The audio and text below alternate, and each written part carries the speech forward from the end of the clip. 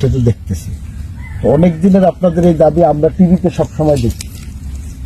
আপনারা মনে করতে পারেন যে আমরা কেন আসলাম, আমরা আসলাম এই যে দেখতে দেখতে আমাদের কাছে কিন্তু খারাপ লাগে, সবাই বলে।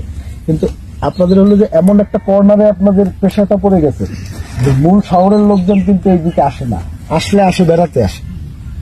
আপনারা আপনাদের মতো কাজ করেন, ওরা বেড়াতে আসে। আমরা যারা রাজনৈতিক কর্মী আমরাই কিন্তু আসি। এই জায়গাটায় আমরা সবাই মিলে চেষ্টা করব আপনারাও আপনাদের দাবিটা নিয়ে সোচ্চার থাকবেন, এটা হলো আমাদের বক্তব্য। আর এই যে একটা জিনিস, এইটা হলো আমাদের বেগম খালেদা জিয়ার ধানের শীষ। আমরা আমাদের নেতারা যারা এইখানকার যারা নেতা আছে, আমরা তো এইখানকার নেতা না, যদি ভালো কাজ করে আপনাদের সাথে ভালো ব্যবহার করে, ঠিক আছে, আমরাও তাদেরকে বলবো, তাহলে তাদেরকে সহযোগিতা করবেন। যদি না করে, করবেন না। মূল কথা হলো যে আপনাদের সাথে থাকবে তার সাথে থাকবে, যে আপনাদের সাথে থাকবে না তার সাথে কেন থাকবে? তার সাথে থাকে। ছেলে মেয়ে যদি বাপ মার খবর না নেয়, তাহলে ওই বাপ মা ছেলে মেয়ের খবর রাখে তো না, তাই না? ভাই যদি বোনের খবর না রাখে, তাহলে ওই বোন ভাইয়ের সাথে থাকে না।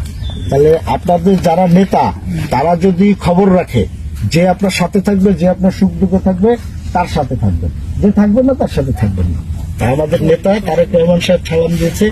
এই যে এটা হলো ধানের শীষ, এটা কিছু না, এটা জাস্ট একটা দেখানোর জন্য। আপনারা